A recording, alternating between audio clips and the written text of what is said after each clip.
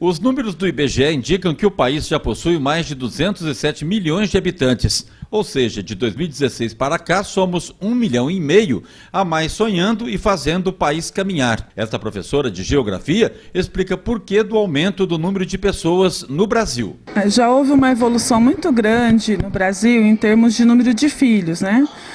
Por casal. As famílias mais ricas atingiram o índice europeu de número de filhos, que é 1 filho por casal, e muitos casais já decidindo adiar a maternidade ou até deixar de ter filhos. Mas uma grande parcela da população ainda não tem acesso a esses mecanismos de planejamento familiar, até porque muitas pessoas ainda ficam fora da escola, não têm acesso a informações mínimas.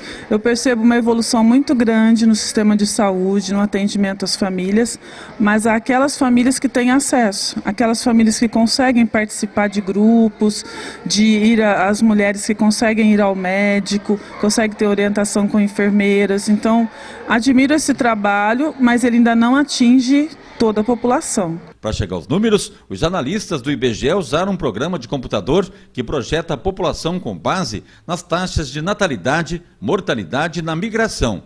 De acordo com a educadora, os desafios para o país são muitos. Apesar da população continuar crescendo, a taxa de natalidade das maternidades já não é a mesma. O Brasil cresce bem menos. A variação foi de 0,77% de 2016 para 2017. Ainda que, de um modo geral, toda a população tenha diminuído o número de filhos por casal, ainda existe uma falta de infraestrutura no país. Então, o país não consegue atender ainda bem os brasileiros. Então, todo o crescimento populacional assusta, mesmo ainda que tenha sido pequeno, tem uma tendência de queda na última década, principalmente. Ela enfatiza que o crescimento populacional também gera desigualdade social e parte dessas pessoas vão continuar vivendo à margem dos recursos em todo o país e sem direitos. Existe uma parcela da população marginalizada, que está à margem de todos esses recursos. E para essas pessoas, a vida vai ser cada vez mais difícil e a gente percebe uma reprodução da miséria. As pessoas acabam ficando à margem de todos os recursos que elas deveriam ter direito. Para o IBGE, o aspecto negativo é que no médio prazo podemos ter uma redução na população e na força de trabalho. E aí o país começa a ter um contingente de pessoas aposentadas fora do mercado de trabalho.